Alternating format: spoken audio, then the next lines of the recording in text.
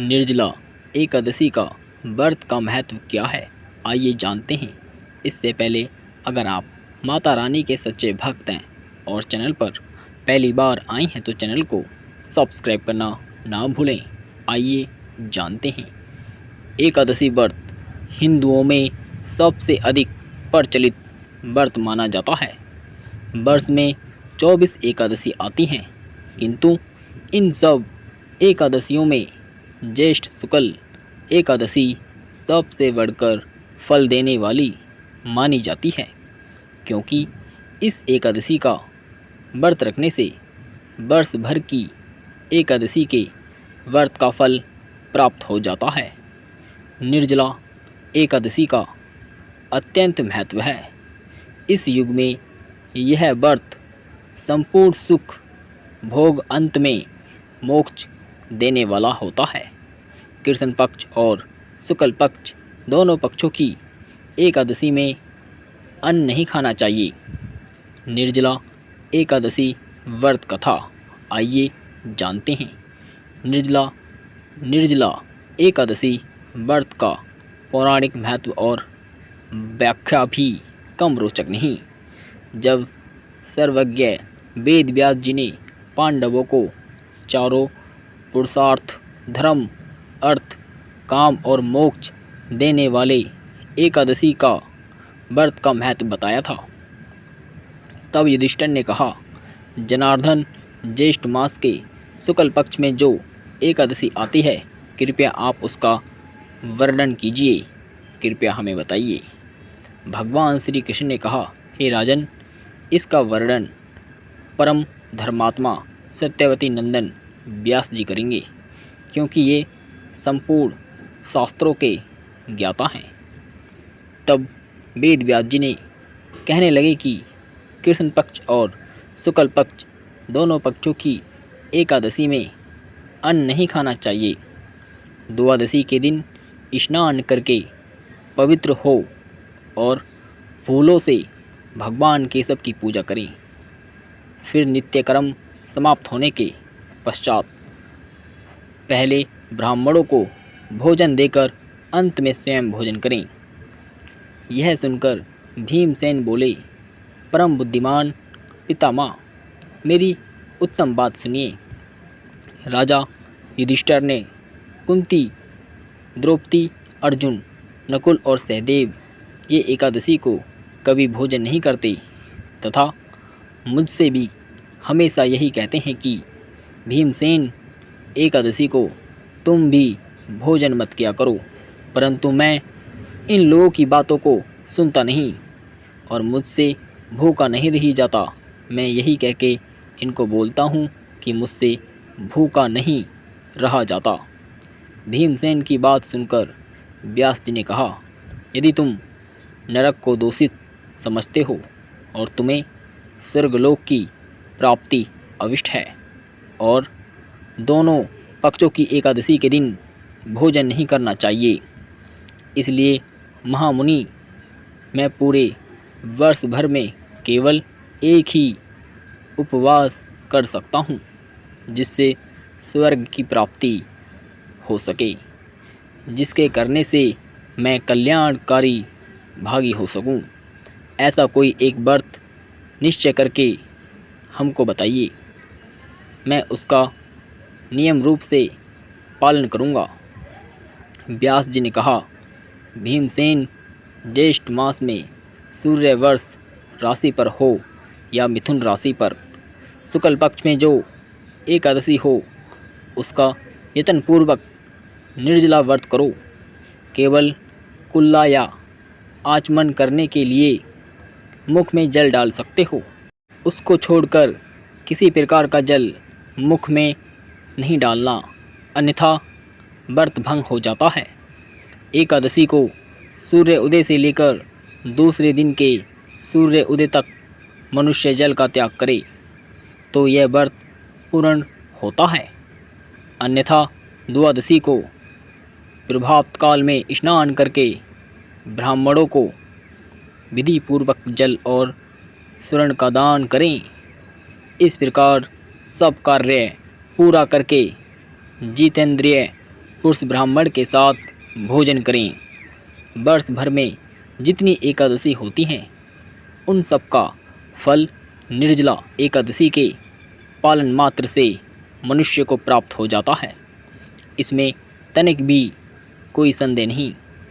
शंख चक्र और गदा धारण करने वाले भगवान केशव ने मुझसे कहा था कि यदि मानव सबको छोड़कर एकमात्र मेरी शरण में आ जाए और एकादशी को निराहार रहे तो वह सब पापों से मुक्त हो जाता है, उसके सभी पाप नष्ट हो जाते हैं।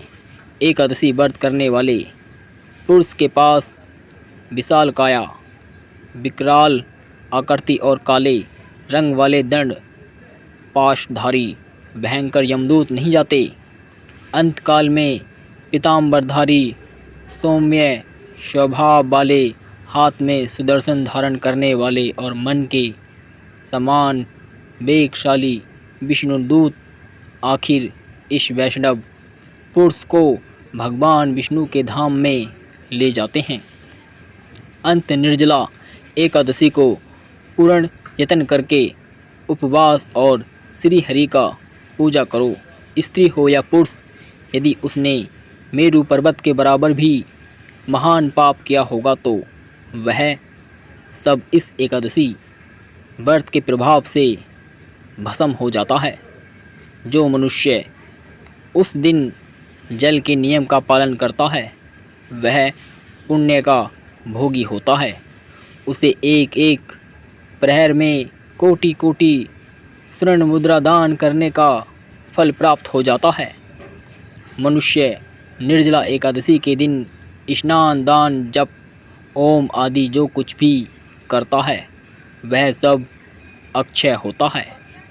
यह भगवान श्री कृष्ण का कथन है। निर्जला एकादशी को विधि पूर्वक उत्तम रीति से उपवास करके मानव वैष्णव पद को प्राप्त करता है, यानी कि विष्णु लोक को प्राप्त करता है। जो मनुष्य एकादशी के दिन अन्न खाता है वह पाप का भोजन करता है।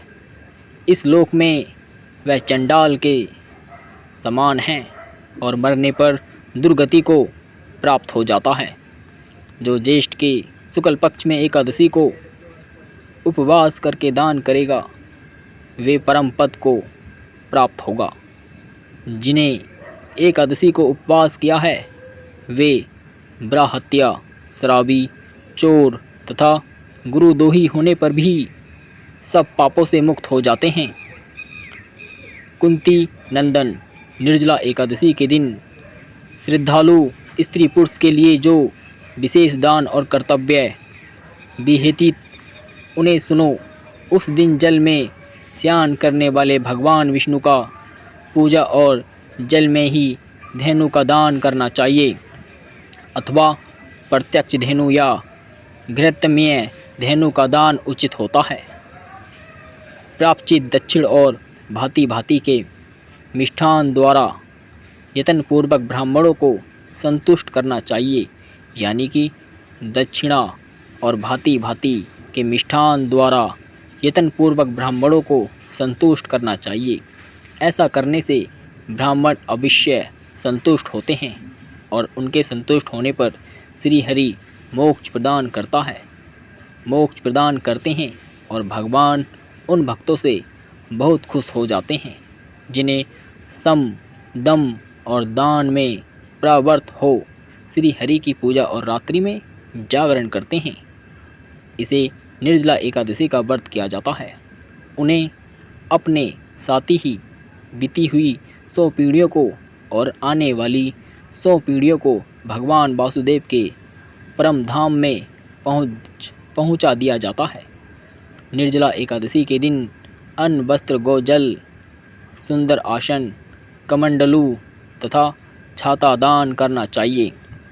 जो ज्येष्ठ तथा सुपात्र ब्राह्मण को जूता दान करता है वह सोने के विमान पर बैठकर स्वर्गलोक में प्रतिष्ठित होता है। जो इस एकादशी की महिमा को भक्ति पूर्वक सुनता है अथवा उसका वर्णन करता है वह स्वर्गलोक में जाता है। चतुर्दशी युक्त अमावस्या को सूर्य ग्रहण के समय श्रद्धा करके मनुष्य सूर्य ग्रहण के समय श्राद्ध करके जो मनुष्य फल को प्राप्त करता है वह इसके श्रवण मात्र से ही प्राप्त हो जाती है। यानी कि सूर्य ग्रहण और अमावस्या को मनुष्य श्राद्ध करके जो फल प्राप्त करता है वह एकादशी का व्रत करके ही प्राप्त हो जाता है। पहले तन धन करके यह नियम होना चाहिए कि भगवान केशव की प्रसन्नता के लिए एकादशी को निराहार रहकर आचमन के सिवा दूसरे जल का भी त्याग करूँगा। द्वादशी को देवेश्वर भगवान विष्णु का पूजा करूँगा।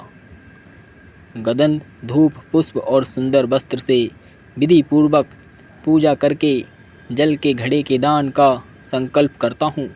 निम्नलिखित मंत्र का उच्चारण करें। संसार सागर से तरने वाले हैं देव हृषिकेश, इस जल के घड़े का दान करने से आप मुझे परम गति को प्राप्त करेंगे। भीमसेन ज्येष्ठ मास में शुक्ल पक्ष की जो शुभ एकादशी होती है उसका निर्जला व्रत करना चाहिए। उस दिन श्रेष्ठ ब्राह्मणों को शक्कर के साथ जल के घड़े का दान करना चाहिए। ऐसा करने से मनुष्य भगवान विष्णु के समीप पहुंचकर आनंद का अनुभव करता है। तत्पश्चात द्वादशी को ब्राह्मण भोजन कराने के बाद स्वयं भोजन करें। जो इस प्रकार पूर्ण रूप से पाप निशनी एकादशी का व्रत करता है वह सब पापों से मुक्त और आनंदमय पद को प्राप्त होता है। यह सुनकर भीमसेन ने भी इस एकादशी का व्रत का आरंभ कर दिया। तब से यह लोक में पांडव द्वादशी के नाम से जानी जाती है। ज्येष्ठ शुक्ल पक्ष एकादशी के दिन भगवान श्री कृष्ण ने देवी रुक्मणी का हरण किया था। अतः यह एकादशी रुक्मणी हरण एकादशी के नाम से भी जानी जाती है। हेलो भक्तों, अगर आप श्री कृष्ण भगवान जी के सच्चे भक्त हैं और चैनल पर पहली बार आए हैं तो चैनल को सब्सक्राइब करना ना भूलें। कमेंट के माध्यम से अपने विचार लिखना ना भूलें। बने रहें आपका अपना चैनल श्री अनंत जी के साथ। मिलते हैं नेक्स्ट वीडियो में। सभी भक्तों को जय श्री कृष्णा, जय श्री राधे राधे।